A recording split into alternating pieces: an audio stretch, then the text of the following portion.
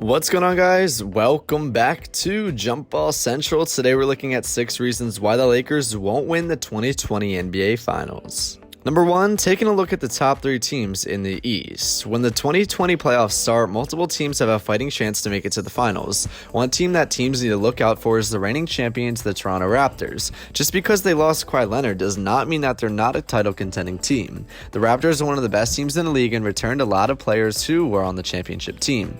The Bucks have had the best record for the most of the 2019 to 2020 season. Reigning MVP Giannis Antetokounmpo has continued to dominate, and he's in the running to win another MVP award. The Bucks lost to the Raptors in the Eastern Conference Finals last year, and they want to force a different outcome this year and get to the finals. Chris Middleton has stepped up in a leadership role alongside Kumpo, and the Bucks have a deep lineup too. The Bucks have a chance of being the number 1 seed in the East again this year. The third team to keep an eye out for the East is the Boston Celtics. The Celtics have some of the best young talents in the league. Jason Tatum and Jaylen Brown continue to get better each season. Tatum leads the team in scoring while Brown is second on the team. The Celtics have a talented veteran point guard in Kemba Walker and another veteran in Gordon Hayward. The Boston team can make some noise in the playoffs, and they could be a team that can come out of the East. At number 2, looking at the top 3 teams in the Western Conference. The top 3 teams in the West are the Lakers, Clippers, and Nuggets. But the Clippers, let's talk about them. The Clippers have one of the deepest teams in the league, led by Kawhi Leonard and Paul George. The Clippers added some key veterans to the team in Reggie Jackson, Marcus Morris, and Joakim Noah. There's no question that the Clippers believe they can play for an NBA title, and it's going to be an exciting playoff.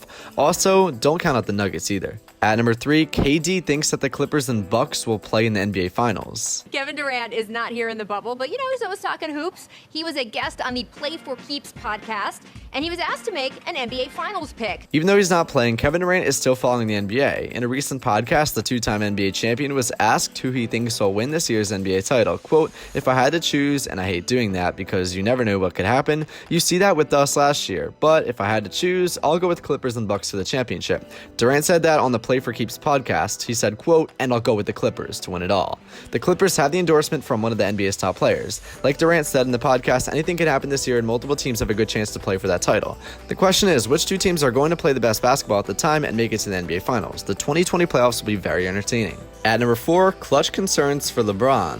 The problem is that his jump shot has completely abandoned him with the game on the line. LeBron is still scoring at a high rate when he gets to the restricted area, but he's 6 for 39 outside of the paint. The bulk of those misses coming from the 3-point line.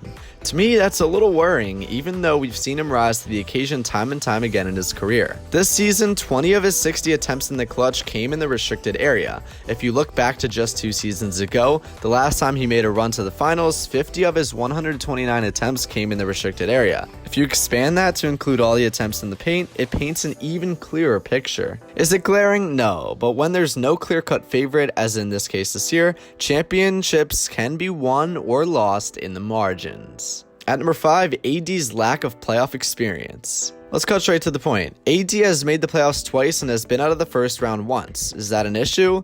It's an issue because AD's experience falls short of LeBron's other championship sidekicks. D-Wade was already a champion. When the Cavs won it all in 2016, Irving had already gone through one deep run and played in the finals before. And finally, at number 6, the Lakers just won't win the title. The Lakers don't have quite enough shooting around them for them to be at their best. They've obviously been incredibly successful this season despite not being a 3-point shooting team, but I'm guessing that's something the best teams will look to exploit in the playoffs. Even though they added Danny Green, Green wasn't very good in the playoffs last season. He went from shooting 46.5% from the perimeter in the regular season to 32.8% in the playoffs. If that happens again, that would be much more troublesome to the Lakers than it was to the Raptors because they aren't exactly loaded with shooters. And that's a big problem when comparing the Lakers team to the Raptors team. The Raptors team had scorers all over the place. Leonard, Siakam, Lowry, Van Vliet, Ibaka, and even Norman Powell. The Lakers just have a lack of a reliable third wheel. Is Green really going to be the 3rd best player on a championship team? Kuzma?